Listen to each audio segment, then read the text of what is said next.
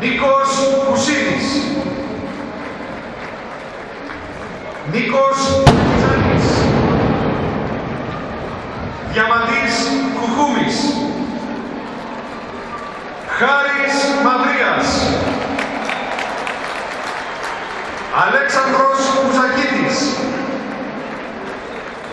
Κωνσταντίνος Αποστολόπουλος. Και Μάικ Νόι. Προπονητικό team της ομάδας μας. Παναγιώτης Αγριογιάννης. Γιάννης Γράμμος. Γιάννης Βονόρδας. Και Χουάν Ραμόν Ρότσα.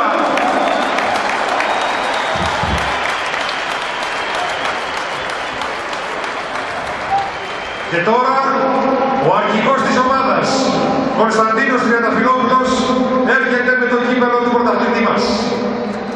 Αυτή είναι η άση του νεφιλιού μας. Αξίζουν